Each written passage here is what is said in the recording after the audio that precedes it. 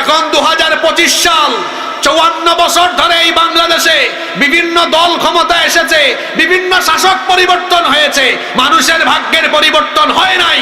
এই দেশের জনগণের ভাগ্যের পরিবর্তনের কথা বলে 54 বছর ধরে যারাই ক্ষমতায় গিয়েছে আমরা সবাইকে দেখেছি, তারা জনগণের ভাগ্য বদলাবার কথা বলে তারা দিনের পর দিন তাদের পোশাক বদলায়, মোবাইল বদলায়, গাড়ি বদলায়, বাড়ি বদলায়। আমাদের ভাগ্য আর বদলায় না। এদেশের মানুষ বুঝে ফেলেছে মানুষের ভাগ্য বদলাতে হলে এই দেশকে উন্নত, সুখী, সমৃদ্ধশালী, ক্ষুধামুক্ত, দারিদ্র্যমুক্ত একটি আদর্শ কল্যাণ রাষ্ট্রে পরিণত করতে হলে মানুষের তৈরি করা আইন দিয়ে নয়, আল্লাহর দেওয়া কোরআন দিয়ে এই বাংলাদেশকে শাসন করতে হবে, পরিচালনা করতে হবে। এই জন্য আমরা বলি এই দেশে গণতন্ত্র দেখা শেষ, নেতাতন্ত্র, নেতৃতন্ত্র, গণতন্ত্র, সব তন্ত্র দেখা শেষ, বাকি আছে ইসলাম তন্ত্র, কোরআন তন্ত্রের বাংলাদেশ। আগামীর বাংলাদেশকে আমরা কোরআনের বাংলাদেশ হিসাবে, ইসলামের বাংলাদেশ হিসাবে দেখতে চাই। আপনারা চান কি চান না? কারণ এই কোরআন শুধু নামাজে তিলাওয়াতের জন্য আসে নাই। আমার রসুল শুধু এই কোরআন নামাজের তেলাওয়াত করেই শেষ করেননি, বরং এই কোরআন দিয়ে তিনি মদিনার রাষ্ট্রকে 10 বছর পরিচালনা করেছেন। আর কোরআন দিয়ে মদিনার রাষ্ট্রকে পরিচালনা করার কারণে তিনি মদিনাকে একটি আদর্শ, একটি সোনালী রাষ্ট্রে পরিণত করেছিলেন। জেনারেশন জি। আমি এখানে প্রচুর যুবক ভাইদেরকে দেখতে পাচ্ছি। আমি আপনাদেরকে বলছি, আপনাদের রক্ত, আপনাদের ত্যাগ তিতিক্ষার কারণে জুলাই আমরা নতুন বাংলাদেশ পেয়েছি। এই জেন জি চায় একটি দুর্নীতি মুক্ত, আধিপত্যবাদ মুক্ত বাংলাদেশ তারা চায়। আমি আমার যুবক ভাইদেরকে বলবো, ভারতীয় আধিপত্যবাদ মুক্ত, মার্কিন আধিপত্যবাদ মুক্ত, দুর্নীতি মুক্ত, চোর ডাকাত মুক্ত সোনার বাংলাদেশ পেতে হলে এই বাংলাদেশকে আলেম ওলামা আর কোরআনওয়ালাদের হাতে তুলে দিতে হবে। নইলে এই বাংলাদেশ যে পথে হাঁটছে এই পথের ভবিষ্যৎ কিন্তু ভালো। এই বাংলাদেশে যদি আমরা কোরআনের শাসন পাই আর কোরআনওয়ালারা যদি এই দেশটাকে চালায়, এই দেশে কোনো অশান্তি থাকবে না ইনশাআল্লাহ। জোরে বলেন আপনারা থাকবে? কারণ কোরআনওয়ালারা কেমন হয় একটা ঘটনা বলে আমরা শেষ করব। ঘটনাটা কি বলবো? ওমর ইবনুল খাত্তাব রাদিয়াল্লাহু আনহু, আমরা নাম জানি না সবাই, তিনি তো একটা ইউনিয়নের চেয়ারম্যান না, একটা সংসদীয় আসনের এমপিও না, একটা দেশের ছোটখাটো দেশের কোনো প্রাইম মিনিস্টার, প্রধানমন্ত্রীও না, বরং তার ক্ষমতার সীমানা এত পরিব্যাপ্ত ছিল, অর্ধ পৃথিবীর তিনি প্রেসিডেন্ট ছিলেন। আল্লাহু আকবার। অর্ধ পৃথিবী তিনি শাসন করেছেন।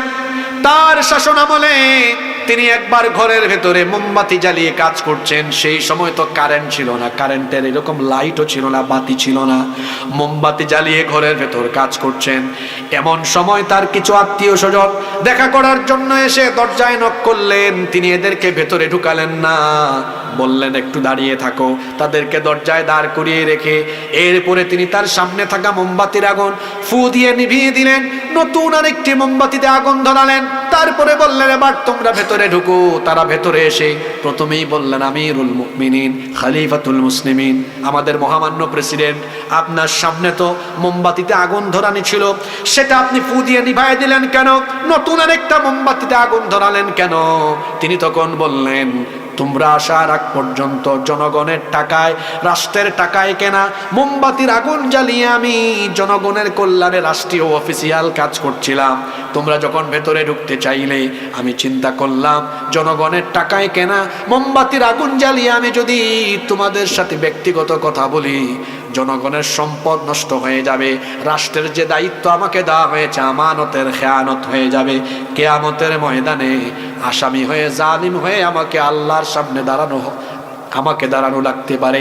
এই ভয় যখন আমার অন্তরে অনুভূত হলো, সঙ্গে সঙ্গে আমি তখন রাষ্ট্রের টাকায়, জনগণের টাকায় কেনা মোমবাতির আলো ফু দিয়ে নিভিয়ে আমার নিজের টাকায় কেনা মোমবাতির আগুন জ্বালিয়ে তোমাদেরকে ঘরে ঢুকাইয়া তোমাদের সাথে কথা বলছি।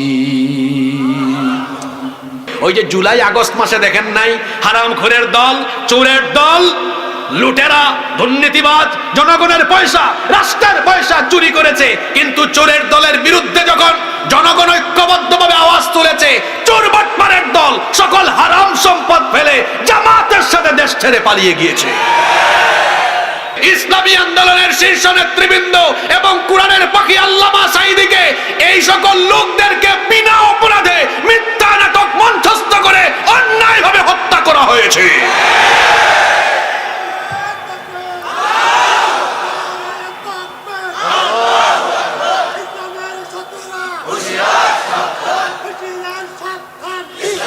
আপনার বাপের বিচার এই দেশে যদি আপনি 50 বছর পরে করতে পারেন, এই দেশে এই নিরপরাধ মানুষগুলোকে হত্যা করার বিচার 20 কোটি জনগণ করেই ছাড়বে। ওই যে জুলাই আগস্ট মাসে দেখেন নাই, হারামখোরের দল, চোরের দল, লুটেরা, দুর্নীতিবাজ জনগণের পয়সা, রাষ্ট্রের পয়সা চুরি করেছে, কিন্তু চোরের দলের বিরুদ্ধে যখন জনগণ ঐক্যবদ্ধভাবে আওয়াজ তুলেছে, চোর বাটপারের দল সকল হারাম সম্পদ ফেলে জামাতের সাথে দেশ ছেড়ে পালিয়ে গিয়েছে। চুরি বাটপারি করে, দুর্নীতি করে যেটা উপার্জন করবেন, আমি চ্যালেঞ্জ করে বলে গেলাম আজকের এই মাঠ থেকে, আপনি ভোগ করতে পারবেন না, আপনি হারামে আরাম পাবেন। হালাল খান, হালাল হালাল উপার্জন করেন। হালাল যদি আপনার পরিমাণে অল্প হয়, সামান্য হয়, বরকত দিবেন কি? তাহলে আমরা হারাম খাবো না, এই ওয়াদা কি করতে পারি? কারণ হারাম খাওয়া সগীরা গুনাহ না কবিরা গুনাহ? ব্যবসা করছি, হারাম খাবো না, আমি কোনো হারাম খাবো না। আমি কৃষি কাজ করি, জমিনের আইল ঠেলাঠেলি করে আরেকজনের জমিনের ভিতরে ঢুকে যাব না, আমি কোথাও কোনো হারামের দিকে আমার হাত বাড়াবো না। রাজি আছেন সবাই?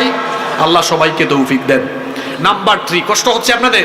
3 নাম্বার কবিরা গুনাহ, মানুষের হক নষ্ট করা। এটা সগীরা গুনাহ না কবিরা গুনাহ? আমরা অনেকে আছি মানুষের হকের ব্যাপারে অসচেতন। বান্দার হক নষ্ট করা এটা বড় মারাত্মক পর্যায়ের কবিরা গুনাহ। হক হলো 2 প্রকার, হাক্কুল্লাহ, আল্লাহর হক, 2 নাম্বার হলো হাক্কুল ইবাদ, বান্দার হক। আল্লাহর হক কি? নামাজ, রোজা, হজ, যাকাত, আল্লাহর সাথে সংশ্লিষ্ট সকল বিষয় হলো আল্লাহর হক। আর বান্দার হক হলো আপনি চলনে, বলনে, কথনে, লিখনে, মুআমালাত, মুআশারাত, আচার ব্যবহারে আপনি যদি আপনার পরিবার, সমাজ, রাষ্ট্রের যে কাউকে যে কোনোভাবে আঘাত করে তার হক নষ্ট করেন, হক মেরে খান, মনে রাখবেন এটা বড় মারাত্মক পর্যায়ের গুনাহ। আর কবিরা গুনাহ করে, এই কবিরা গুনাহ করে মানুষের হক নষ্ট করে যখন কোনো ব্যক্তি কাবা শরীফে গিয়ে আল্লাহর কাছে তওবা করে, এই তওবাও আল্লাহ কবুল করেন না ততক্ষণ ক্ষতিগ্রস্ত ব্যক্তি তার কাছে তার হক ফিরিয়ে দিবেন না যতক্ষণ, অথবা তার কাছ থেকে মাফ চাইবেন না যতক্ষণ। আজ আমাদের দ্বারা কিভাবে মানুষের হক নষ্ট হয়? আমরা সন্তান হয়ে আমাদের মা বাবার হক নষ্ট করি। মা বাবার খেদমত করা, মা বাবার সাথে সুন্দর আচরণ করা, এটা মা বাবার হক।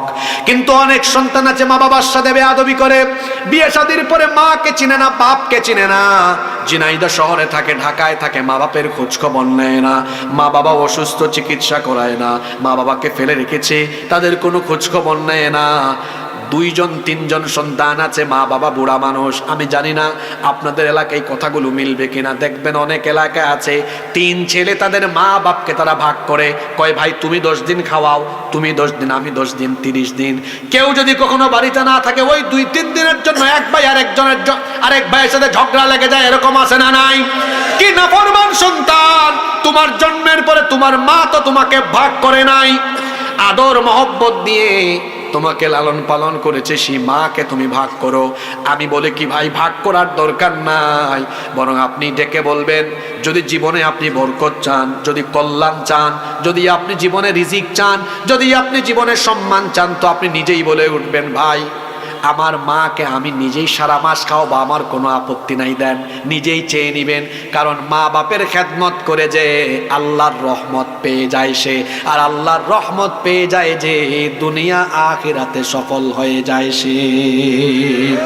মা বাবার খেদমত করেন, মা বাবার হক নষ্ট করবেন না।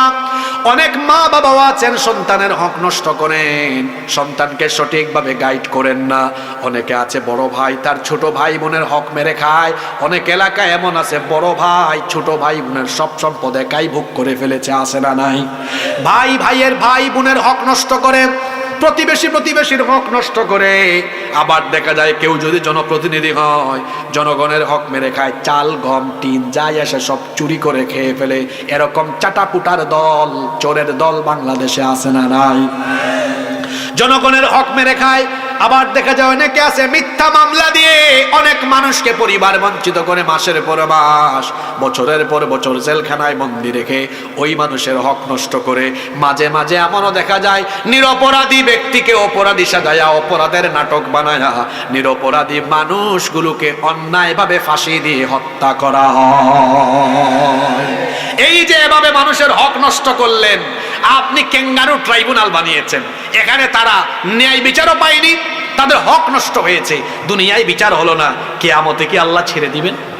জোরে বলেন, ছেড়ে দিবেন? মানুষের হক নষ্ট করার আগে এই হাদিসটা 100 বার ভাববেন। বিভিন্ন এলাকায় গ্রামে গঞ্জে আছে অনেক মানুষ সালিশ বিচার করে। আমি জানি না আপনাদের এলাকায় আছে কিনা। অনেক লোক আছে না গ্রামের মাতব্বর বিচার আচার করে। সেখানে দেখা যায় মাত্র 500 টাকার নোট দিলে এই লোকগুলো বিচারের রায় উল্টায়া দিয়া দুর্বলকে আরো দুর্বল বানায়া দেয়। এই রকম করে দেখা যায় মানুষের হক নষ্ট করে। তারপরে দেখা যায় অনেক লোক আছে শরীরের শক্তি খাটায়া অনেক মানুষের জায়গা জমি দখল করে, আছে না নাই? এইরকম যারা মানুষের হক নষ্ট করে কিয়ামতের ময়দানে তারা কঠিন পরিণতি ভোগ করবে। আল্লাহর নবীর এই হাদিসটা 100 বার মনে করবেন। মানুষের হক মেরে খাওয়ার আগে এই হাদিসটা 100 বার মনে করবেন। আল্লাহর নবী একদিন সাহাবীদের সামনে বললেন, ও আমার সাহাবীরা, তাদরুনা মানিল মুফলিস, তোমরা কি জানো না কি আমার উম্মতের সবচাইতে অসহায় ব্যক্তিটিকে?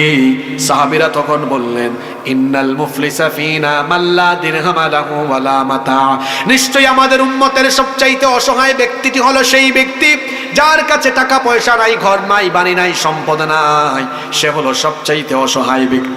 আল্লাহর নবী বললেন, না, তোমরা উত্তর ভুল দিয়েছো। ইন্নাল মুফলিসা ফি উম্মতি, ইন্নাল মুফলিসা ফি উম্মতি ইয়াতি ইয়াউমাল কিয়ামাতি বিসালাতিন ওয়া সিয়ামিন ওয়া যাকাতিন। আল্লাহর নবী বললেন, আমার উম্মতের সবচেয়ে অসহায় হলো সেই ব্যক্তি যেই ব্যক্তি কিয়ামতের দিন নামাজ, রোজা, হজ, যাকাতের মতো নেক আমল নিয়ে হাজির হবে। আচ্ছা আপনারা বলেন তো, নামাজ, রোজা, হজ, যাকাত অন্যান্য নেক আমল নিয়ে কোনো মানুষ কি অসহায় হয় না জান্নাতি হয়? আপনারা শুনতেছেন? পুরা ওয়াজ আজকের মনে না থাকলেও এই হাদিস নিয়ে যারা বাড়ি যাবে, আমি বলে দিলাম এদের জীবন বদলে যাবে আজকে। মনোযোগ আছে? রাসূল কি বললেন? আমার উম্মতের সবচেয়ে অসহায় কে? সাহাবীরা বললেন, যার টাকা নাই, ঘর নাই, বাড়ি নাই, সম্পদ নাই, সে অসহায়? নবী বললেন, না, আমার উম্মতের সবচেয়ে অসহায় হলো সেই ব্যক্তি যেই ব্যক্তি নামাজ, রোজা, হজ, যাকাত অনেক নেক আমল নিয়ে কিয়ামতের মাঠে উঠবে। আল্লাহ যখন প্রত্যেক ব্যক্তির হাতে আমলনামা দিবেন, এই ব্যক্তি হাতে আমলনামা নিয়ে দেখবে, হায় হায় হায় হায় হায়, গোটা আমলনামায় নেকি আর নেকি। আমার দিকে তাকান, এই যে দেখেন আমার হাতে একটা লিফলেট আছে, এই পৃষ্ঠায় লেখা আছে না নাই? এই পৃষ্ঠায় আছে, আছে। উদাহরণটা খেয়াল করেন। আল্লাহর নবী বলছেন কিয়ামতের মাঠে উঠবে, আমলনামায় দেখবে নেকি আর নেকি, কিন্তু কিছুক্ষণের মধ্যেই তার সব নেকি একদম উদাও হয়ে যাবে, আমল শূন্য, এভাবে খালি পাতা হয়ে যাবে। এটা কি স্বাভাবিক না অস্বাভাবিক কথা? জোরে বলেন। সাহাবীরা বললেন, হাউ ইজ ইট পসিবল, এটা কিভাবে সম্ভব? নবীজি বললেন, এই ব্যক্তি আমলনামা নিয়ে উঠবে নেক আমল আর নেক আমল।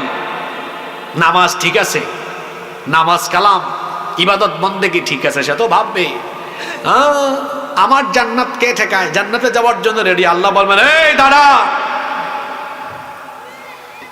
জান্নাত এত সহজ? নামাজ ঠিক রেখেছিস দুনিয়ায়, কিন্তু ওইদিকে যে মানুষের হক মেরে খেয়েছিস। আপনি দেখেন না, আপনার সমাজেও আছে। আমার দেশে এক রাবেয়া বসুরি ছিলেন, পার্লামেন্টে একবার তিনি বক্তৃতা করলেন। তিনি নাকি সকালবেলা ঘুম থেকে উঠে সবার আগে কি খুঁজেন? যায় নামাজ খুঁজেন। নারায়ণগঞ্জে আরেক কুতুব পাওয়া গেছে, রাতের বেলা 70 রাকাত তাহাজ্জুদ পড়ে। এটা সত্যও হতে পারে, মিথ্যাও হতে পারে, আমি জানি না। তো তার কথা গ্রহণ করে আমি তাকে বলি, ওইদিকে রাতে 70 রাকাত তাহাজ্জুদ পড়ে, ওইদিকে আরেক রাবেয়া বসুরি ঘুম থেকে উঠে যায় নামাজও খুঁজে, আর সারাদিন নিরপরাধ আলেমদেরকে জেলখানায় ভরে নির্যাতন চালানোর জন্য আদেশ করে। তারপরে নিরপরাধ মানুষের বুকের উপরে গুলি চালানোর জন্য আদেশ করে। মানুষের হক নষ্ট করলেন, আল্লাহ ছেড়ে দিবেন মনে করেছেন? কিয়ামতের ময়দানে আল্লাহ ধরবেন, এই আরে আটকাও, ফেরেশতাদেরকে বলবেন আসামির কাঠগড়ায় দাঁড় করাও। এবার এই ব্যক্তি যাদের হক নষ্ট করেছে ডেকে আনো, আপনিও হয়তো এই কাতারে পড়তে পারেন। কিভাবে? আপনি মা বাপের হক নষ্ট করেছেন, আল্লাহ বলবেন তার বৃদ্ধ মা বাবার হক নষ্ট করেছে, তার মা বাপকে লাইনে দাঁড় করাও। আপনি আপনার বউয়ের হক নষ্ট করেছেন, আল্লাহ বলবেন তার বউকে লাইনে দাঁড় করাও। আপনি মানুষের জায়গা জমি দখল করেছেন, আল্লাহ বলবেন ওদেরকেও এনে লাইনে দাঁড় করাও। মিথ্যা মামলা দিয়েছেন, আল্লাহ বলবেন ভুক্তভোগী এদেরকেও লাইনে দাঁড় করাও। এভাবে ক্ষতিগ্রস্ত সব মানুষকে লাইনে দাঁড় করানোর পরে আল্লাহ বলবেন, শোনো, তোমরা দুনিয়াতে ন্যায় বিচার থেকে বঞ্চিত হয়েছো, সে তোমাদের হক নষ্ট করেছে, আজ আমি বিচার করব। কারণ এই ট্রাইব্যুনালের বিচারপতি কে? আরো জুড়ে বলেন কে? আমরাও তো ট্রাইব্যুনাল বানাই, বানায়া দেখা যায় সেখানে আমরা নিরপরাধ মানুষকে মিথ্যা অভিযোগে অভিযুক্ত করে আমরা তাদেরকে অন্যায়ভাবে হত্যা করি। বাংলাদেশে তাই হয়েছে। ইসলামী আন্দোলনের শীর্ষ নেতৃবৃন্দ এবং কোরআনের পাখি আল্লামা সাঈদীকে এই সকল লোকদেরকে বিনা অপরাধে মিথ্যা নাটক মঞ্চস্থ করে অন্যায়ভাবে হত্যা করা হয়েছে।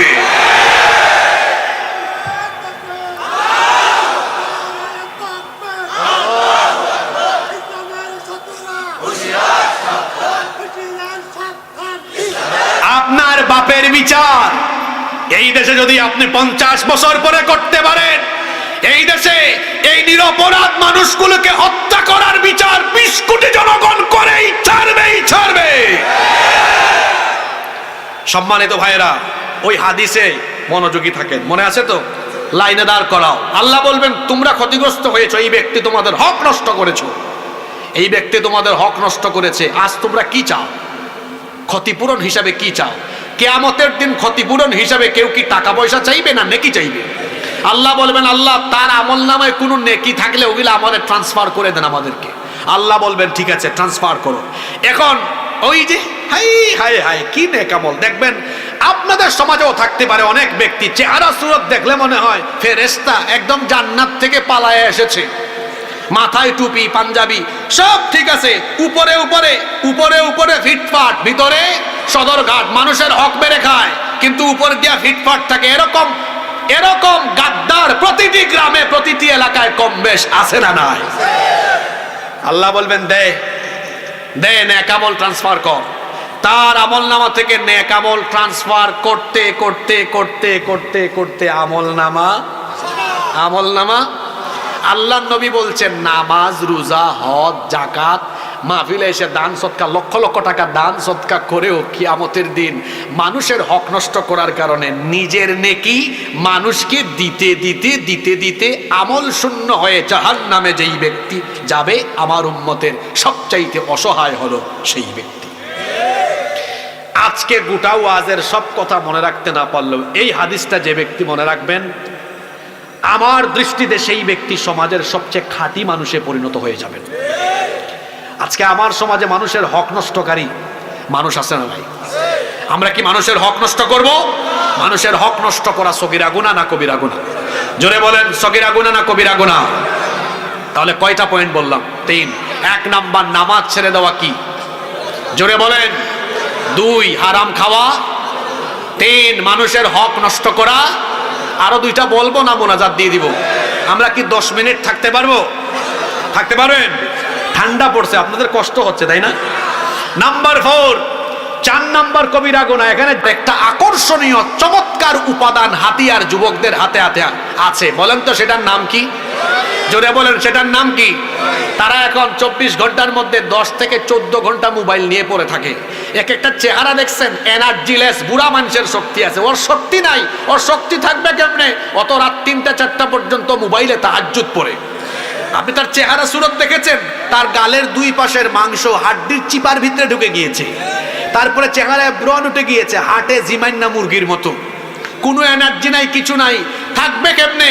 কারণ অত রাত 3টা 4টা পর্যন্ত না ঘুমিয়ে থাকতে থাকতে, ঘুমের অভ্যাস অনিয়মিত করতে করতে, রাতের বেলা মোবাইলের অপব্যবহার করে, ইন্টারনেটে ডুব দিয়ে জেনার সাগরে সাঁতার কাটতে কাটতে চিপায় চাপায় যৌবন নষ্ট করে। কি ভদ্র পোলা পায় না, আবার শিকার উক্তিও দেয়। ঠিক। খবরদার আমার যুবক ভাইয়েরা, বিবাহ বহির্ভূত হারাম রিলেশন করে নিজের যৌবনকে নষ্ট করবেন না।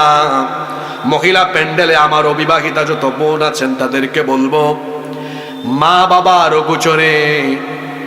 বাবার অগোচরে আরেকটা ছেলের সাথে হারাম রিলেশন করে মা বাবার মুখের মধ্যে চুনকালি মাখাবেন না, মা বাপকে বেজ্জত করবেন না। পড়ালেখা করেন, ক্যারিয়ার আর চরিত্রের দিকে মনোযোগী হয়ে যান। আর আমার যুবক ভাইদেরকে বলবো, এই বয়সে শয়তান একটু খুচাখুচি করে বেশি, আমরাও তো এই বয়সটা অতিক্রম করে এসেছি। খবরদার আমার ভাইয়েরা, যৌবনকাল হলো মানুষের জন্য সবচেয়ে গুরুত্বপূর্ণ সময়। এই বয়সটাকে যদি সুন্দরভাবে কাজে লাগাতে পারো, এই বয়সটাকে যদি নিয়ন্ত্রণ করতে পারো, জীবনটা বদলে যাবে। তুমি কেন মেয়েদের পিছনে ঘুরঘুর করবা? তুমি এই বয়সে 5 ওয়াক্ত আজানের টাইমে নামাজে যাও, পড়ালেখায় মনোযোগী হও, ক্যারিয়ার সুন্দর করো, চরিত্রবান ছেলে হও। দেখবা তুমি আর মেয়ের পিছনে ঘুরঘুর করা লাগবে না। তোমার ক্যারিয়ার ভালো হলে, চরিত্র সুন্দর হলে, বাগাডাঙ্গা আর মহেশপুরের সুন্দরী সুন্দরী মেয়ের বাপ তোমার কাছে তার মেয়ে বিয়ে দেওয়ার জন্য তোমার পিছনে ঘুরঘুর করবে। তো যুবকেরা কি মেয়েদের পিছনে ঘুরবে না ঘুরাবে? জোরে বলতে হবে। তুমি যে একটা মেয়েকে টিটকারি মারো, ডিস্টার্ব করো, অবিবাহিত ছেলেরা বলো, তোমার বোনকে কেউ এরকম করলে তোমার কেমন লাগবে? এখন আর কথা বলে না, কেমন লাগবে? তো যারে ডিস্টার্ব করো সে কি কারো বোন না? এখন এক ছেলে একদিন আমারে কই, হুজুর সবাই রে বোন মনে করলে আমি বিয়ে করবো কোনটা? আবার বলে ঠিক। তো আমি বলি, ভাই যাকে আপনি বিয়ে করবেন আল্লাহ তো তাকে আপনার জন্য রেখেই দিয়েছেন, যে কোনো কায়দায় সে আপনার কাছে আসবেই। আপনি নিজের কোয়ালিটি এমন জায়গায় নিয়ে যান, আপনি কেন মেয়ের পিছে ঘুরঘুর করবেন? দেখবেন মেয়েদের বাপ আপনার কাছে আসবে মেয়ে বিয়ে দেওয়ার জন্য, কারণ ভালো জিনিসের পেছনে সবাই ঘুরঘুর করে, ঠিক কিনা? এই জন্য যুবক ভাইদেরকে বলবো, চরিত্র বানাও ইউসুফ আলাইহিস সালামের মতো, যাকে আল্লাহ তাআলা এই দুনিয়ার অর্ধেক সৌন্দর্য দান করেছিলেন, যাকে দেখে মিশরের সেই যুগের সুন্দরী রূপসী নারীরা ফল কাটতে গিয়ে নিজেদের আঙ্গুলগুলো কেটে ফেলে দিয়েছিল। আল্লাহু আকবার। যেই ঘরে তিনি বড় হয়েছেন, সেই ঘরের দুষ্ট নারী জুলাইখা প্রতিদিন তার চোখের সামনে ইউসুফ আলাইহিস সালামকে দেখতে দেখতে তার রূপে পাগল পাড়া হয়ে গিয়ে একদিন নির্জনে তার দাসীর মাধ্যমে ইউসুফ আলাইহিস সালামকে তার খাস কামরায় ডেকে নিয়ে আসলো, বেডরুমে নিয়ে আসলো। 7টা দরজা ছিল, সবগুলো দরজা বন্ধ করে দিল। তারপরে বলল, ইউসুফ আমার কাছে এসে আমার মনোবাসনা পূরণ করো। এই কুপ্রস্তাব যখন এই মহিলা পেশ করলো, ইউসুফ আলাইহিস সালাম তখন এই নারীর এই প্রস্তাবকে রিজেক্ট করে দিলেন, প্রত্যাখ্যান করে দিলেন। তিনি তখন আল্লাহ তাআলাকে ভয় করে, আল্লাহকে রাজি খুশি করার জন্য আল্লাহর উপর ভরসা করে তিনি যখন তালাবদ্ধ দরজার দিকে দৌড় দিলেন, আল্লাহ তাআলা ইউসুফ আলাইহিস সালামের উপর খুশি হয়ে গিয়ে তার কুদরতি চাবি দিয়ে সবগুলো দরজার তালা খুলে দিলেন। ও আমার যুবক ভাইরা, এইরকম যদি নারীর ফিতনা থেকে, হারাম রিলেশনের ফিতনা থেকে যদি তোমাকে বাঁচাতে পারো, আল্লাহর নবী তোমার জন্য কত বড় সুসংবাদ দিয়েছেন শোনো। আমার যুবক ভাইরা শোনো, অবিবাহিত ভাইরা শোনো, আল্লাহর নবী কি বলেছেন? আল্লাহর নবী বলেছেন, ইয়া শাবাবাল ইসলাম, হে ইসলামের যুবকেরা, গদ্দু আবসারুকুম, তোমাদের চক্ষু নিয়ন্ত্রণ করো, পরনারীর দিকে চক্ষু দিও না। ওয়াহফাদু ফুরুজাকুম, লজ্জাস্থানের হেফাজত করো। বুখারীর অন্য হাদিসে নবীজি বলেছেন, মাইয়াদমানলি মা বাইনা লাহিয়াইহি ওয়া রিজলাইহি আতমানু লাহুল জান্নাহ, যে ব্যক্তি তার দু চোয়ালের মধ্যবর্তী জায়গা অর্থাৎ জিহবা আর দু উরুর মধ্যবর্তী জায়গা অর্থাৎ লজ্জাস্থান, এই দুটো জিনিসের জিম্মাদারি যারা গ্রহণ করবে, আমি নবী নিজে তার জন্য কিয়ামতের দিন জান্নাতের জিম্মাদারি গ্রহণ করব। আমার যুবক ভাইরা, নবীর সাথে জান্নাতে যেতে চাই কি চাই না? জোরে বলেন, চাই কি চাই না? হারাম রিলেশন থেকে আমরা নিজেকে সেভ করব। যুবকেরা পারবেন? যুবক ভাইরা পারবো? আল্লাহ সবাইকে তৌফিক দেন। নাম্বার 5 নাম্বার কবিরা গুনাহ। কথায় আছে, শেষ ভালো যার সব ভালো। এই জন্য আমি শেষের পয়েন্টটা খুব গুরুত্বপূর্ণ রেখেছি, মনোযোগী হয়ে আপনাদেরকে শুনতে হবে। 5 নাম্বার কবিরা গুনাহ হলো, আমার হাতে একটা কিতাব আপনারা দেখছেন, এই কিতাবের নাম কি? জোরে বলেন, এই কিতাবের নাম কি? এই কিতাব দিয়েছেন কে? এই কোরআন কি শুধু ধর্মীয় গ্রন্থ না, এটা হলো আমাদের জীবন বিধান, আমাদের সংবিধান। এই জমিন কার? আমরা কার? কোরআন কার? তো এই জমিন চলবে কার দেওয়া আইনে? যারা আল্লাহর দেওয়া আইন বাদ দিয়ে মানুষের তৈরি করা আইন বা মানুষের আদর্শ, নেতার আদর্শ, নেত্রীর আদর্শ প্রতিষ্ঠার জন্য শরীরের রক্ত, ঘাম, পরিশ্রম, সংগ্রাম, রক্ত, জীবন বিনিয়োগ করে সংগ্রাম করে এরা কবিরা গুনাহ করে এবং আল্লাহর সাথে শিরিক করে। খবরদার যুবক ভাইয়েরা, কোথায় দৌড়াও?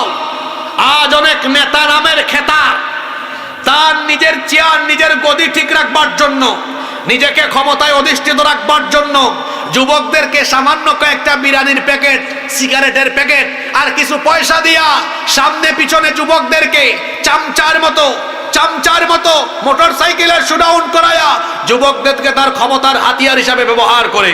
আমার যুবক ভাইদেরকে বলছি, এদের খপ্পরে পড়ে যৌবন নষ্ট করো না। এই যৌবন কোন নেতার চামচামি করার জন্য দেওয়া হয় নাই, এই যৌবন দেওয়া হয়েছে আল্লাহর জমিনে আল্লাহর কোরআনের রাজ কায়েমের জন্য। এই জন্য যুবকেরা কোন নেতা আর নেত্রীর আদর্শ প্রতিষ্ঠায় কাজ করবে না। যুবকেরা কোরআনের মিছিলে শামিল হয়ে, কোরআনের আন্দোলনে শামিল হয়ে এই দেশে কোরআনের বিপ্লবের জন্য কাজ করবে। সবাই রাজি আছেন তো? এই জমিনে কোরআনের শাসন কায়েম হোক, আমরা চাই কি চাই না? ৭১ সালে দেশ স্বাধীন হয়েছে, এখন ২০২৫ সাল। ৫৪ বছর ধরে এই বাংলাদেশে বিভিন্ন দল ক্ষমতা এসেছে, বিভিন্ন শাসক পরিবর্তন হয়েছে, মানুষের ভাগ্যের পরিবর্তন হয় নাই। এই দেশের জনগণের ভাগ্যের পরিবর্তনের কথা বলে ৫৪ বছর ধরে যারাই ক্ষমতায় গিয়েছে আমরা সবাইকে দেখেছি, তারা জনগণের ভাগ্য বদলাবার কথা বলে তারা দিনের পর দিন তাদের পোশাক বদলায়, মোবাইল বদলায়, গাড়ি বদলায়, বাড়ি বদলায়। আমাদের ভাগ্য আর বদলায় না।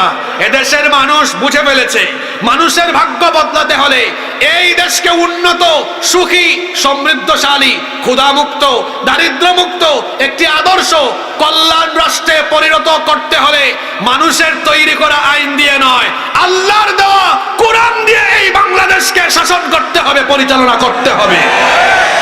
এই জন্য আমরা বলি, এই দেশে গণতন্ত্র দেখা শেষ, নেতাতন্ত্র, নেতৃতন্ত্র, গণতন্ত্র সব তন্ত্র দেখা শেষ, বাকি আছে ইসলাম তন্ত্র, কোরআন তন্ত্রের বাংলাদেশ। আগামীর বাংলাদেশকে আমরা কোরআনের বাংলাদেশ হিসাবে, ইসলামের বাংলাদেশ হিসাবে দেখতে চাই। আপনারা চান কি চান না? কারণ এই কোরআন শুধু নামাজের তিলাওয়াতের জন্য আসে নাই। আমার রসুল শুধু এই কোরআন নামাজের তেলাওয়াত করেই শেষ করেননি, বরং এই কোরআন দিয়ে তিনি মদিনার রাষ্ট্রকে 10 বছর পরিচালনা করেছেন। আর কোরআন দিয়ে মদিনার রাষ্ট্রকে পরিচালনা করার কারণে তিনি মদিনাকে একটি আদর্শ, একটি সোনালী রাষ্ট্রে পরিণত করেছিলেন। জেনারেশন জি। আমি এখানে প্রচুর যুবক ভাইদেরকে দেখতে পাচ্ছি। আমি আপনাদেরকে বলছি, আপনাদের রক্ত, আপনাদের ত্যাগ তিতিক্ষার কারণে জুলাই আমরা নতুন বাংলাদেশ পেয়েছি। এই জেন জি চায় একটি দুর্নীতিমুক্ত, আধিপত্যবাদ মুক্ত বাংলাদেশ তারা চায়। আমি আমার যুবক ভাইদেরকে বলবো, ভারতীয় আধিপত্যবাদ মুক্ত, মার্কিন আধিপত্যবাদ মুক্ত, দুর্নীতি মুক্ত, চোর ডাকাত মুক্ত সোনার বাংলাদেশ পেতে হলে এই বাংলাদেশকে আলেম ওলামা আর কোরআনওয়ালাদের হাতে তুলে দিতে হবে। নইলে এই বাংলাদেশ যে পথে হাঁটছে, এই পথের ভবিষ্যৎ কিন্তু ভালো। এই বাংলাদেশে যদি আমরা কোরআনের শাসন পাই আর কোরআনওয়ালারা যদি এই দেশটাকে চালায়, এই দেশে কোনো অশান্তি থাকবে না ইনশাআল্লাহ। জোরে বলেন আপনারা, থাকবে? কারণ কোরআনওয়ালারা কেমন হয়, একটা ঘটনা বলে আমরা শেষ করব। ঘটনাটা কি বলবো? ওমর ইবনুল খাত্তাব রাদিয়াল্লাহু আনহু, আমরা নাম জানি না সবাই। তিনি তো একটা ইউনিয়নের চেয়ারম্যান না, একটা সংসদীয় আসনের এমপিও না, একটা দেশের, ছোটখাটো দেশের কোনো প্রাইম মিনিস্টার, প্রধানমন্ত্রীও না, বরং তার ক্ষমতার সীমানা এত পরিব্যাপ্ত ছিল, অর্ধ পৃথিবীর তিনি প্রেসিডেন্ট ছিলেন। আল্লাহু আকবার। অর্ধ পৃথিবী তিনি শাসন করেছেন। তার শাসন আমলে তিনি একবার ঘরের ভেতরে মোমবাতি জ্বালিয়ে কাজ করছেন। সেই সময় তো কারেন্ট ছিল না, কারেন্টের এরকম লাইটও ছিল না, বাতি ছিল না। মোমবাতি জ্বালিয়ে ঘরের ভেতর কাজ করছেন।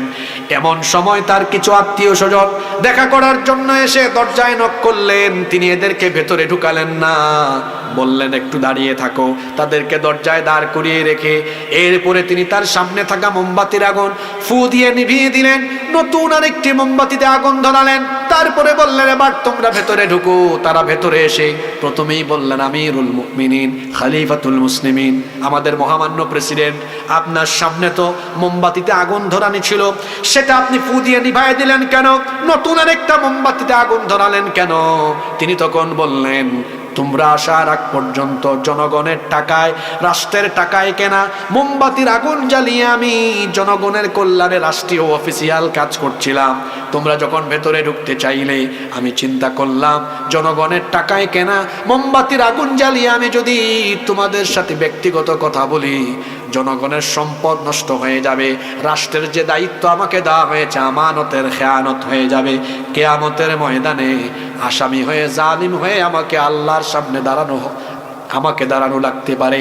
এই ভয় যখন আমার অন্তরে অনুভূত হলো, সঙ্গে সঙ্গে আমি তখন রাষ্ট্রের টাকায়, জনগণের টাকায় কেনা মোমবাতির আলো ফু দিয়ে নিভিয়ে আমার নিজের টাকায় কেনা মোমবাতির আগুন জ্বালিয়ে তোমাদেরকে ঘরে ঢুকাইয়া তোমাদের সাথে কথা বলছি।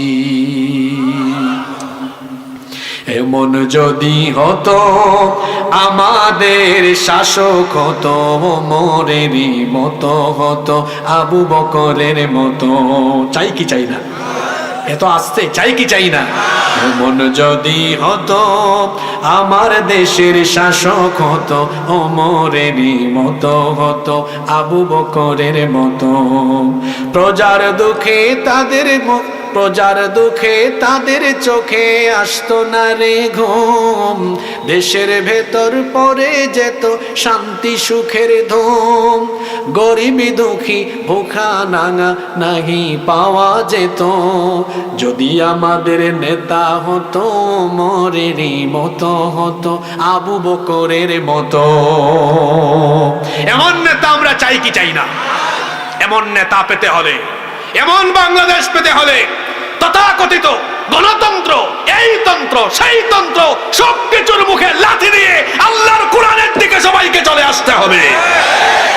আমরা কোরআনের পক্ষে, একটি কোরআনের বাংলাদেশ গঠনের জন্য কোরআনের সাথে কারা কারা আছে দুহাত তুলে আল্লাহকে দেখা।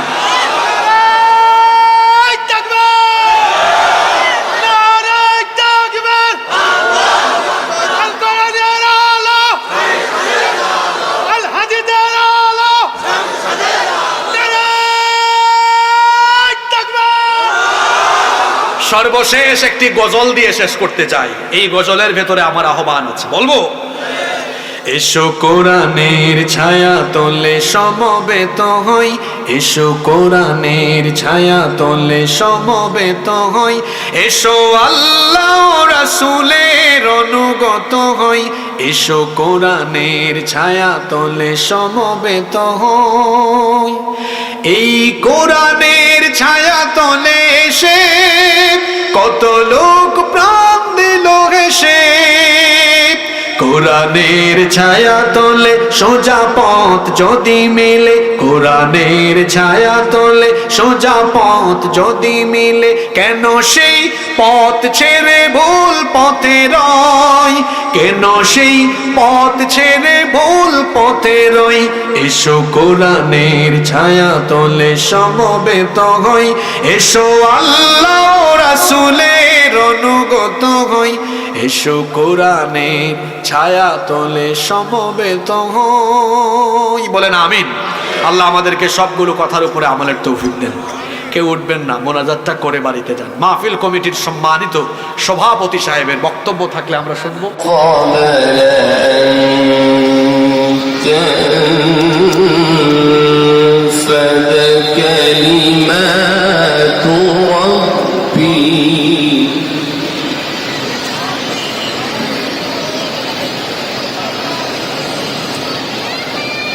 لنفد البحر قبل أن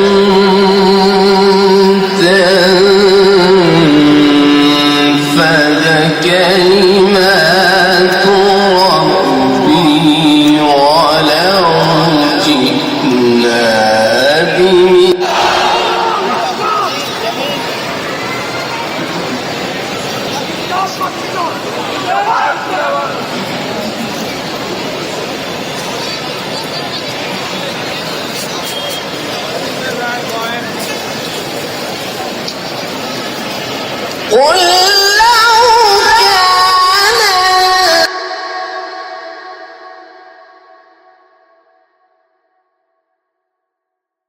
কোরআনুল কারীমের 4 নম্বর সূরা সূরাতুন নিসা এর 31 নম্বর আয়াতে রব্বুল আলামিন বলছেন ইন তাজতানিবু কাবাইরা মা তুনহাউনা আনহু নুকাফির আনকুম সাইয়্যাতিকুম ওয়া নুদখিলকুম মুদখালান কারীমা। আল্লাহ তাআলা বলছেন তোমাদেরকে যে সকল কবিরা গুনাহ থেকে নিষেধ করা হয়েছে সে সকল কবিরা গুনাহ থেকে যদি তোমরা নিজেদেরকে বাঁচাতে পারো, হেফাজত করতে পারো, তাহলে তোমাদের সগীরা গুনাহের মাধ্যমে তোমাদের সগীরা গুনাহগুলো নেক আমলের মাধ্যমে মাফ করে দিয়ে তোমাদেরকে সম্মানজনক স্থান অর্থাৎ জান্নাতের মেহমান যিনি বানিয়ে দিবেন তিনি কে? শর্ত হলো কবিরা গুনাহ থেকে বাঁচতে হবে। কবিরা গুনাহ থেকে যদি আপনারা নিজেকে বাঁচাতে পারেন নেক আমলের মাধ্যমে আল্লাহ সগীরা গুনাহ মাফ করে দিবেন। সুবহানাল্লাহ। নেক আমলের মাধ্যমে কিভাবে সগীরা গুনাহ মাফ হয় কয়েকটি হাদিস আপনাদেরকে শোনাই। এই যে যখন আমরা ওযু করি, আমরা যখন নামাজের জন্য, কোরআন তেলাওয়াতের জন্য আমরা যখন ওযু করি, ওযুর পানি যখন আমরা আমাদের অঙ্গ প্রত্যঙ্গে ব্যবহার করি, ওযুর পানি যখন আমাদের অঙ্গ প্রত্যঙ্গ গড়িয়ে গড়িয়ে পড়ে, ওযুর পানির সাথে আমাদের সগীরা গুনাহ ঝরে ঝরে ঝরে পড়তে থাকে। আবার দেখুন 5 ওয়াক্ত নামাজ, এটা সবচাইতে বড় নেক আমল। আল্লাহ নবী সাহাবীদেরকে একদিন বললেন, ও আমার সাহাবীরা, তোমাদের কারো বাড়ির সামনে, কারো ঘরের সামনে যদি নহর থাকে, পুকুর থাকে, খাল থাকে, সেখানে যদি সেই নহরে কেউ প্রতিদিন 5 বার গোসল করে তাহলে কি তার শরীরে কোনো ময়লা থাকবে নাকি? সাহাবীরা তখন বললেন, ওগো আল্লাহর নবী, এইভাবে যদি প্রতিদিন 5 ওয়াক্ত 5 বার কেউ সেই নহরে গোসল করে তাহলে তো শরীরে ময়লা থাকার কথা না। আল্লাহর নবী তখন বললেন, 5 ওয়াক্ত নামাজের উদাহরণ হলো তাই। যদি কোনো ব্যক্তি প্রতিদিন 5 ওয়াক্ত নামাজ যথাযথভাবে আদায় করে, কবিরা গুনাহ থেকে যদি বেঁচে থাকে, 5 ওয়াক্ত নামাজের মাধ্যমে তার সারা দিনের সব সগীরা গুনাহগুলোকে আল্লাহ মাফ করে দিবে। আবার দেখুন আর একটি হাদিস আপনাদেরকে শোনাই। দুরূদ হলো একটি লাভজনক আমল। আপনি যখন নবীর উপরে দুরূদ পড়বেন, নেকি হওয়ার পাশাপাশি আমলনামা থেকে সগীরা গুনাহ যিনি ডিলিট করে দিবেন, গলার আওয়াজ বড় করে সবাই বলেন তিনি কে? আল্লাহ নবী বলেছেন, মান সাল্লা আলাইয়া সালাতান ওয়াহিদাতান সাল্লাল্লাহু আলাইহি 10 সালাওয়াত। আল্লাহ নবী বলেছেন, যে ব্যক্তি আমার উপরে একবার দুরূদ পড়বে, আল্লাহ ওই ব্যক্তির উপরে 10 বার রহমত নাজিল করবেন। সুবহানাল্লাহ। শুধু তাই নয়, ওয়া হুত্তাত আনহু 10 খাতিআত। যে ব্যক্তি আমার উপরে একবার দুরূদ পড়বে, আল্লাহ ওই ব্যক্তির আমলনামা ওপেন করে তার আমলনামা থেকে সাথে সাথে 10টা সগীরা গুনাহ মাফ করে দিবে। এই এতগুলো হাদিস আমাদেরকে কি বার্তা দিল? নেক আমলের মাধ্যমে কোন গুনাহ মাফ হয়? সবাই তো বললেন না, সবাই বলেন কোন গুনাহ? সগীরা গুনাহ মাফ হয়, তবে কন্ডিশন আছে। কন্ডিশনটা কি? কি থেকে বেঁচে থাকতে হবে? সবাই বলেন কবিরা গুনাহ। এখন সবচেয়ে গুরুত্বপূর্ণ কোয়েশ্চেন হলো, আমরা কি কবিরা গুনাহ থেকে নিজেদেরকে বাঁচিয়ে রাখতে পারি? আজকে এই সংক্ষিপ্ত সময়ে আমাদের সমাজে হর হামেশা প্রতিনিয়ত মানুষ এমন কিছু কবিরা গুনাহ করে বেড়ায়। এইরকম 5টা কবিরা গুনাহ আপনাদের সামনে আমি উল্লেখ করব।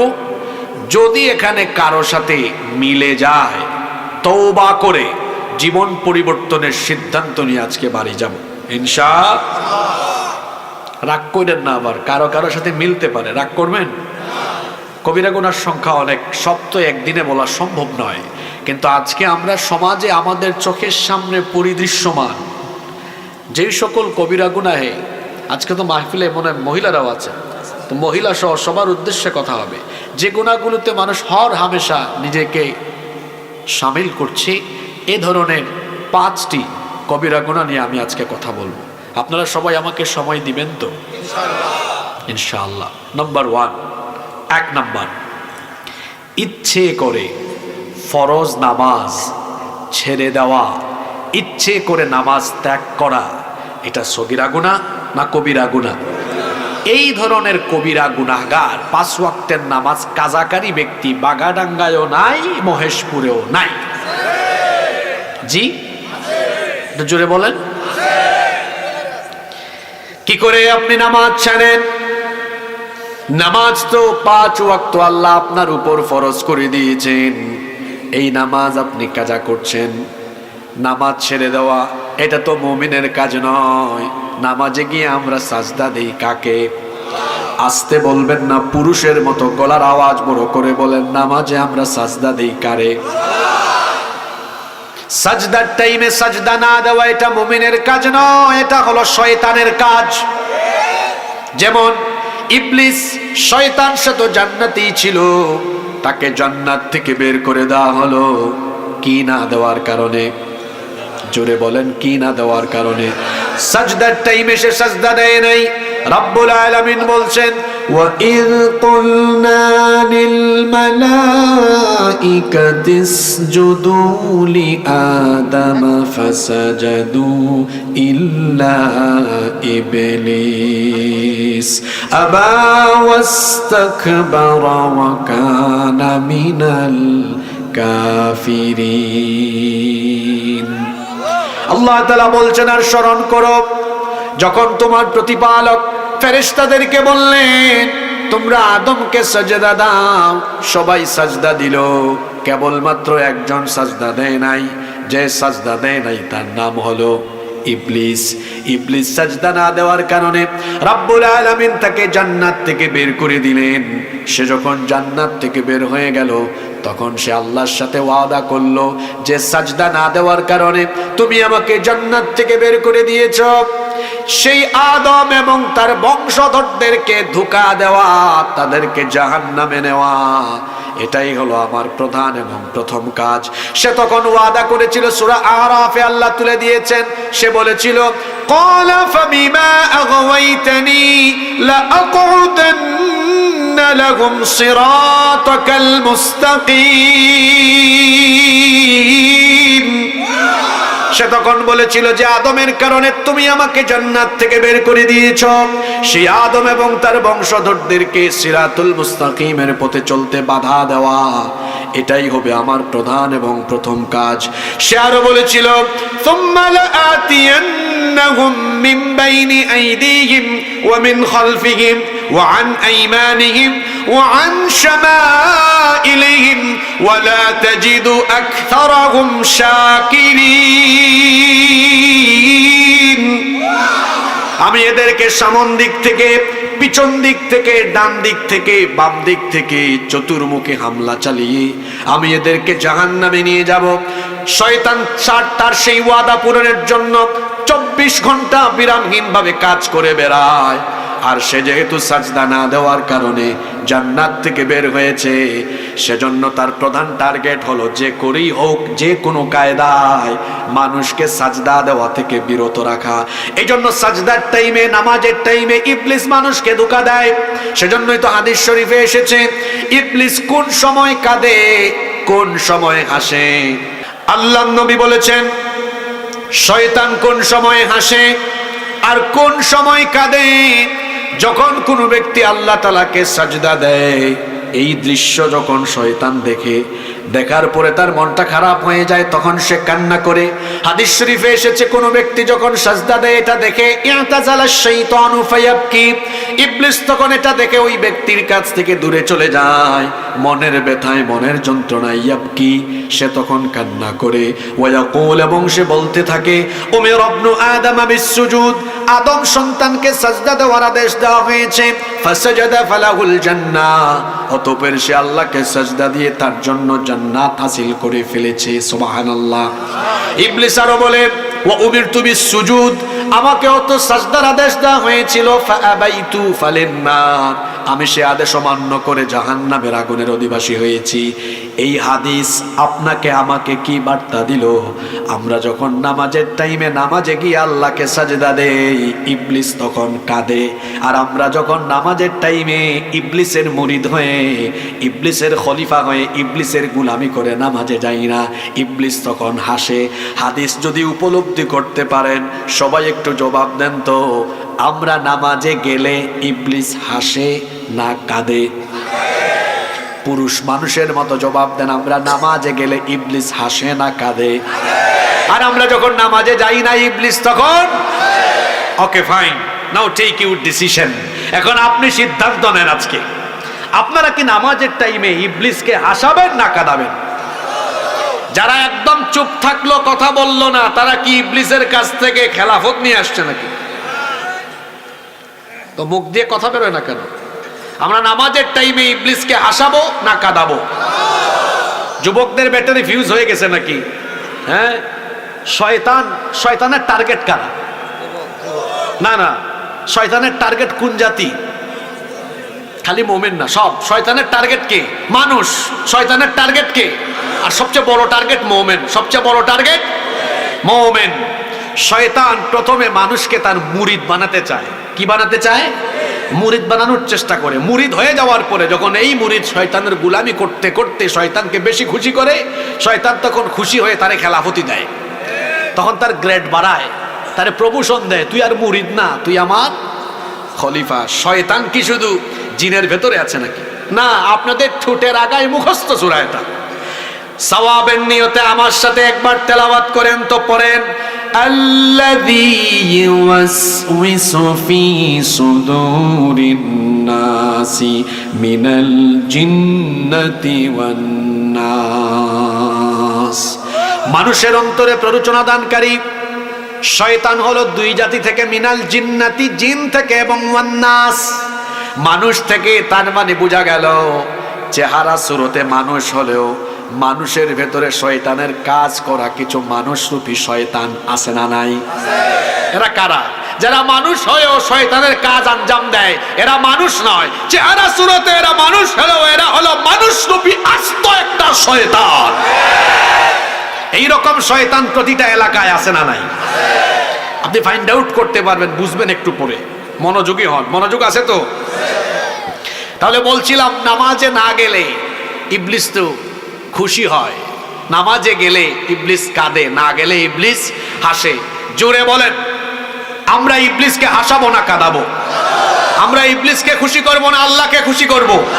তো আল্লাহকে খুশি করতে যদি চান, তো এত মানুষ মাহফিলে এসেছেন, এই মানুষগুলো আজানের টাইমে মসজিদে যান না কেন? আবার ঠিকও কয়, কি ভদ্র মানুষ এই এলাকা।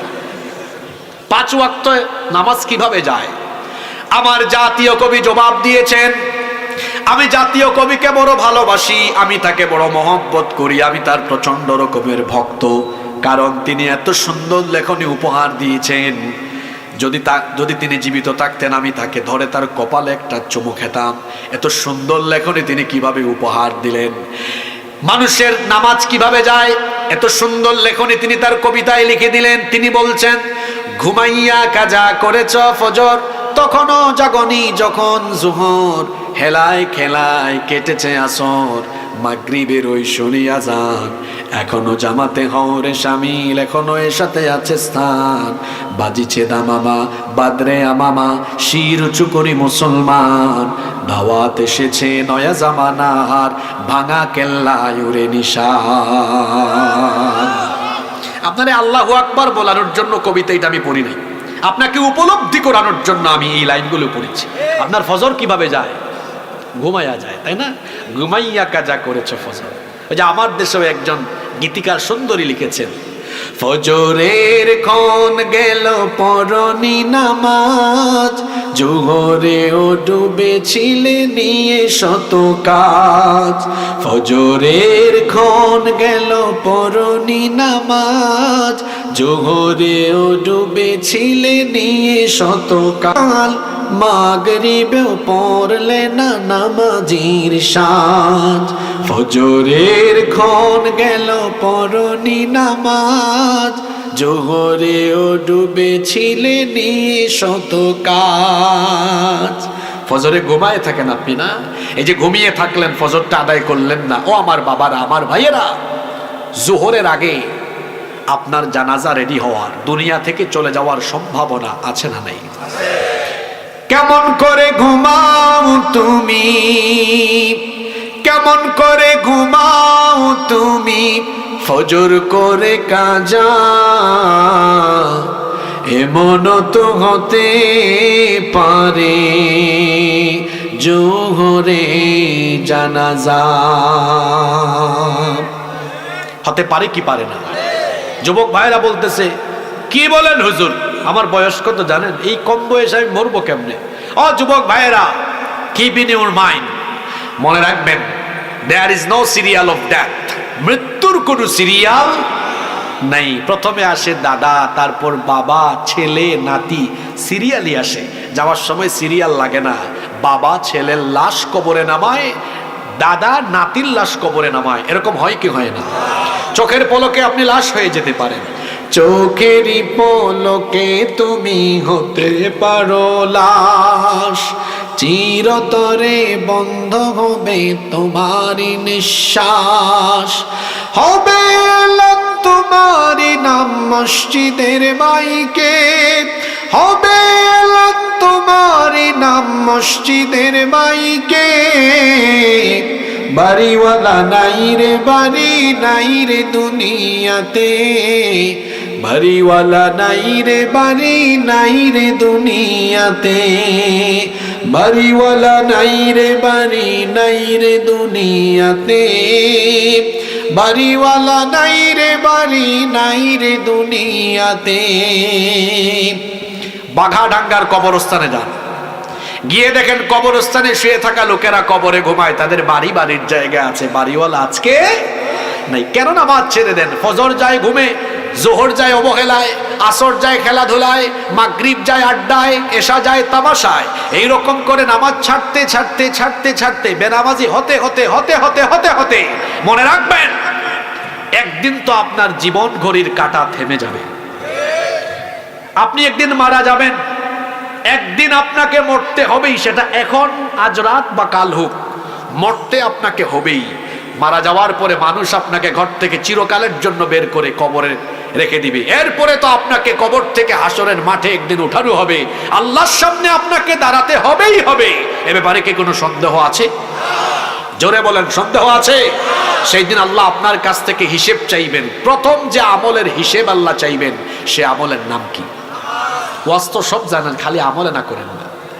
বুখারীর হাদিস, আল্লাহর নবী বলেছেন, ইন্না আউওয়ালা মা ইউহাসাবু বিহিল আবদু ইয়াউমাল কিয়ামাতি মিন আমালিহি সালাতি।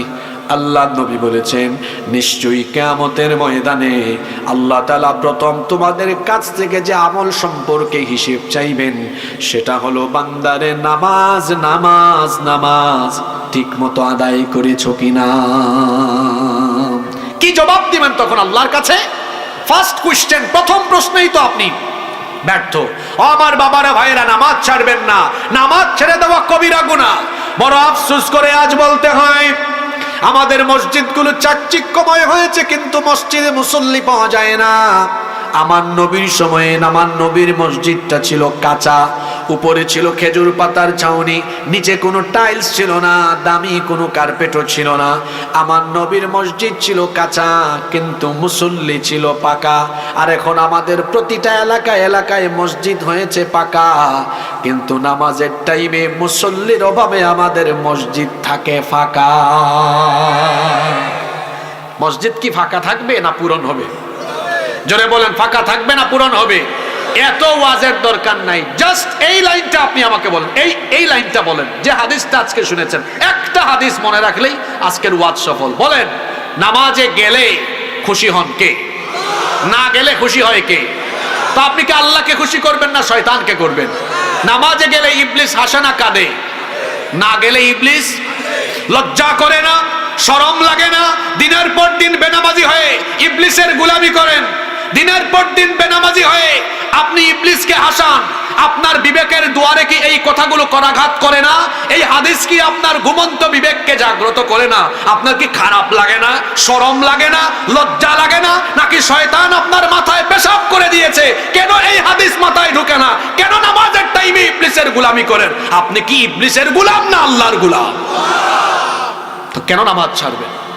কেন নামাজ ছাড়বেন? এতদিন যা করার করে ফেলেছি, ভুল করে ফেলেছি। আল্লাহ আজকেই মাহফিলে বসে আমরা তওবা করলাম, যা করার ভুল করেছি। আমরা আজকে সিদ্ধান্ত নিলাম মরার আগ পর্যন্ত কোনোদিন আমরা আর ইবলিসের গোলামি করব না, নামাজের টাইমে নামাজ ছাড়বো না। আল্লাহ তোমার গোলামি করব, 5 ওয়াক্ত নামাজের টাইমে তোমাকে সাজদা দিয়ে তোমাকে খুশি করব। কারা কারা রাজি আছেন 2 হাত আল্লাহরে দেখা।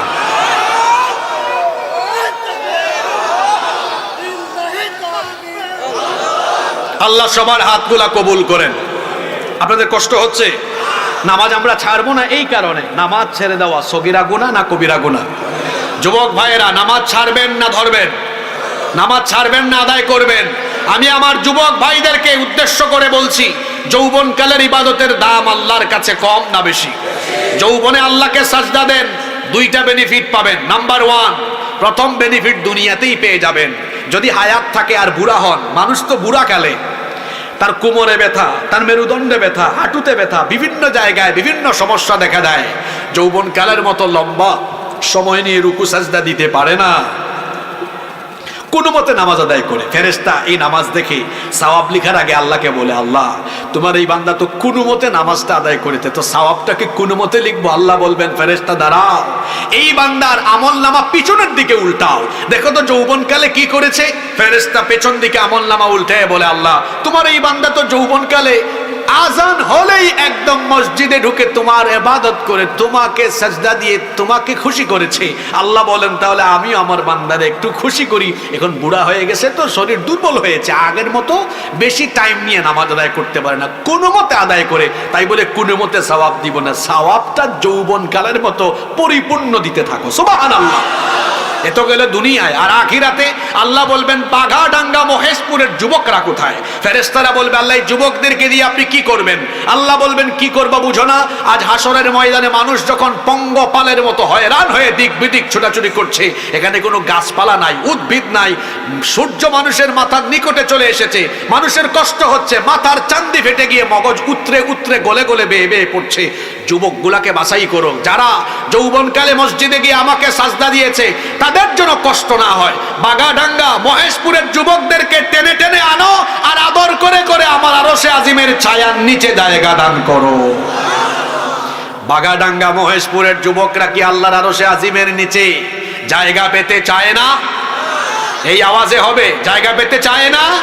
তো কি করতে হবে? সালাত কায়েম করো, সালাত কায়েম করো, হবে সম্মানী তুমি, হবে জান্নাতি তুমি, দেবে কাল হাসরে শীতল ছায়া আরশে আযীম। রব্বিয়াল আলা, রব্বিয়াল আযীম, রব্বিয়াল আলা, রব্বিয়াল আযীম। আমরা নামাজ ছাড়বো না, আদায় করব।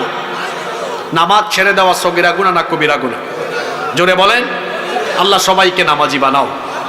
1, বাকি পয়েন্টগুলো বলবো না, মোনাজাত দিব। বাকি পয়েন্টগুলো বেশি সেনসিটিভ, বলবো, কুলাইতে পারবেন? নাম্বার 2 নাম্বার কবিরা গুনাহ হলো অন্যায় পথে, অবৈধ পথে, হারাম পথে উপার্জন করে হারাম খাওয়া। সগীরা গুনাহ না কবিরা গুনাহ? আজ আমার সমাজে কত মানুষ 2 নাম্বারই করে খায়। শুধু 2 নাম্বারই নয়, আপনি আশ্চর্য হবেন, চাকরি করে হালাল বেতন, ব্যবসা করে হালাল বেতন, হালাল উপার্জন, আজকে গাফলতি করে করে, অবহেলা করে করে হালালকে হারাম বানিয়ে দিচ্ছে, হালালের ভেতরে হারাম ঢুকছে। এজন্য আমি বলি, বর্তমান পৃথিবীতে হালাল উপার্জন করে হালাল খেতে পারা, এটা সবচেয়ে বড় চ্যালেঞ্জের ব্যাপার। আপনি বলবেন, হুজুর হালালে হারাম ঢুকে কেমনে? আপনাদের মনোযোগ আছে তো? আপনাদেরকে দেখাই হালালে হারাম ঢুকে কেমনে। যেমন আপনাকে বলি, আমি মাদ্রাসা দিয়ে বুঝাই, এটা মাদ্রাসার মাহফিল। আচ্ছা বলেন তো, মাদ্রাসায় চাকরি করা হালাল না হারাম? সবাই তো জানেন, বলেন না। হালাল, এখানে ভালো কাজই তো করছে, ছেলে মেয়েকে পাঠদান করছে। কিন্তু কোন শিক্ষক যদি তার ডিউটি সকাল 9টা বা 10টা থেকে বা যখন থেকে যখন, এই ডিউটির টাইমে তিনি যদি ফাঁকিবাজি করেন, 20 মিনিট দেরি করে আসেন, ক্লাসে ছাত্রদের হক আদায় করেন না, কখনো আসেন কখনো আসেন না, কখনো ক্লাস নেন কখনো ক্লাস নেন না, তো মাস শেষে যে বেতনটা উঠান ওইটা কি হক আদায় করে হালাল উঠান না হারাম হয়ে গেছে? জোরে বলেন। দেখছেন কারবার হালালে কিভাবে হারাম ঢুকে। আপনি একটা কোম্পানিতে চাকরি করেন, ভালো কোম্পানি, বেতনও হালাল, কিন্তু সেখানে আপনি দেরি করে যান, ফাঁকিবাজি করেন ডিউটিতে, চরম ফাঁকিবাজি চলে, মাস শেষে যে বেতন উঠে খান, হালাল না হারাম? ব্যবসাকে আল্লাহ হালাল করেছেন না হারাম করেছেন? কিন্তু আপনি কি করলেন? ব্যবসায় 1 নাম্বার জিনিস আপনার দোকানে নাই, 2 নাম্বার জিনিসকে 1 নাম্বার জিনিস বলে চালাইয়া দেন, মিথ্যা বলে যে পণ্য বিক্রি করলেন, হালাল না হারাম? ব্যবসা তো ছিল হালাল, কিন্তু 2 নাম্বারই করে বানাইলেন কি? ওজনে কম দেয়, মাপে কম দেয়, এমন ব্যবসায়ী নাই তো। তারপরে পণ্য বিক্রির সময় বলে, ভাই কসম আল্লাহ আপনারে কিনা দামে দিয়ে দিলাম। কত বড় ভণ্ড, কত বড় প্রতারক! যদি কিনা দামেই আপনার কাছে পণ্য বিক্রি করে, তো মাস শেষে কারেন্ট বিল, দোকানের ভাড়া কি কাস্টমারের মামু বাড়ি থেকে এনে দিবে নাকি? এটা একটা চরম ধোঁকাবাজি। এই যে ধোঁকাবাজি করে মিথ্যা বলে পণ্য বিক্রি করলো, হালাল হলো না হারাম হলো?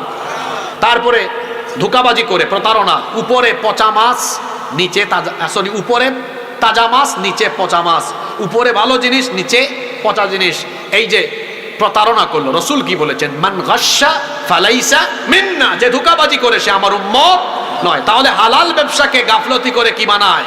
হারাম বানায়। এইভাবে করে বর্তমানে মুসলিম সমাজের অনেক লোক আছে যারা গাফলতি করে করে হালাল উপার্জনে হারামের মিশ্রণ ঘটিয়ে হারাম খেয়ে গোটা শরীরের রক্ত মাংসকে হারাম করে হারাম খুরে পরিণত হয়েছে। হারাম খেলে কি হবে? হারাম খেলে আপনার কোনো ইবাদত আল্লাহর দরবারে কবুল হবে না। হাত তুলে যখন আল্লাহর কাছে চাইবেন, এই হাত তুলে আল্লাহ কবুল করবেন না, এই দোয়াও আল্লাহ কবুল করবেন না। একটা সেনসিটিভ হাদিস আপনাদেরকে শোনাই, কেউ মনোযোগী হবেন না। আল্লাহর নবী বলেছেন, ইন্নাল্লাহ তাইয়্যিব, নিশ্চয়ই আল্লাহ পবিত্র, লা ইয়াকবালু ইল্লা তাইয়্যিবা, পবিত্র ছাড়া তিনি কোনো জিনিস গ্রহণ করেন না।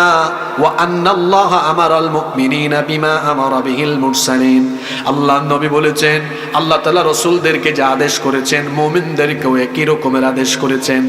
এরপরে আল্লাহর নবী এক ব্যক্তির ঘটনা উল্লেখ করলেন, সুম্মা যাকারার রাজুল, অতঃপর আল্লাহর নবী এক ব্যক্তির উল্লেখ করলেন, তার ঘটনা বয়ান করলেন। ঘটনাটা বলতেছি শুনেন। আল্লাহর নবী বললেন, এক ব্যক্তির ঘটনা হলো এমন, ইউতিলুস সাফার, সে লম্বা সফরে বের হয়েছে, লম্বা সফরে পথ চলতে চলতে ক্লান্ত পরিশ্রান্ত হয়ে গিয়েছে। আশআতা আগবারা, লম্বা সময় ধরে সফর করতে করতে তার চুল এলোমেলো উস্কো খুস্কো হয়ে গিয়েছে, তার পুরা গায়ে ধুলাবালু জমে, ধুলাবালি যুক্ত বদনে। এই অবস্থায় এই লোক ইয়ামুদ্দু ইয়াদাইহি ইলাস সামা, 2 হাত আকাশের পানে তুলে দোয়া আরম্ভ করেছে, ইয়া রব্বি ইয়া রব্বি, হ্যাঁ রব আমাকে এটা দাও ওইটা দাও, এটা করো ওটা করো, আল্লাহর কাছে দোয়া করা আরম্ভ করেছে। আল্লাহর নবী বলছেন, অথচ এই ব্যক্তির খবর হলো মাশরাবুহু হারাম ওয়া মালবাসুহু হারাম ওয়া মাতামুহু হারাম, লোকটার গায়ে যে পোশাক আছে হারাম টাকায় কেনা পোশাক, লোকটা যে প্রতিদিন খাবার খায়, পানীয় খায়, লোকটা যে রিজিক খায় সেটা হলো হারাম টাকায় কেনা রিজিক। আল্লাহর নবী বলছেন, এইভাবে করে হারাম পন্থায় অবৈধ পথে হারাম পয়সা উপার্জন করে হারাম খেয়ে যে হারামখোর আল্লাহর কাছে হাত তুলে, এই হারামখোরের কোনো দোয়া আল্লাহ কবুল করেন না। কথা শুনতেছেন? তাহলে কি বোঝা গেল? আমার নামাজ, আমার রোজা, আমার হজ, আমার যাকাত, আমার সমস্ত নেক আমল কবুল হওয়ার পূর্ব শর্ত হলো, জোরে বলতে হবে, কি? খাওয়া। আজকে মহিলা প্যান্ডেলে মা বোনদের দৃষ্টি আকর্ষণ করছি আমি, একজন স্ত্রী তিনি চাইলে তার স্বামীকে সৎ পথে উপার্জনের ব্যাপারে উৎসাহিত করতে পারেন। কিভাবে পারেন? বলতে পারেন, প্রিয়তম স্বামী আমার, তুমি যে চাকরি করো, তুমি যে ব্যবসা করো, খবরদার 2 নাম্বারই করো না, সেখানে যেন কোনো হারাম না ঢোকে। তুমি যদি হারাম উপার্জন করো তাহলে তো তোমার এই উপার্জিত পয়সা আমি আমাদের ছেলে মেয়েরা খাবে, আমাদের ছেলে মেয়েদেরও ভবিষ্যৎ নষ্ট হবে। আমাদের কাউকে দয়া করে হারামখোর বানায়ো না। তুমি সৎ পথে চলো, অল্প উপার্জন করো, আমাদের অসুবিধা নাই। কারণ অল্পতে বরকত দেন কে? যদি হালাল হয় বরকত দেন কে? তিনি চাইলেই কথা বলে তার হাজবেন্ডকে উৎসাহিত করতে পারেন না। কিন্তু অনেক মহিলারা আছেন, তারা তাদের হাজবেন্ডকে বলবেন, কি গো, হ্যাঁ তোমার অমুক ফ্রেন্ড, অমুক বন্ধু তার বউকে মাসে মাসে শাড়ি কিনে দেয়, মাসে মাসে গহনা কিনে দেয়, তারপরে তার ঘরে এইটা আছে ওইটা আছে, দামি দামি এই জিনিস আছে ওই জিনিস আছে, তুমি আনতে পারো না, তুমি কি পুরুষ না? এই কথা বলে লোকটাকে আরো কি করে, লোকটাকে আরো বেশি উস্কায়া দেয়।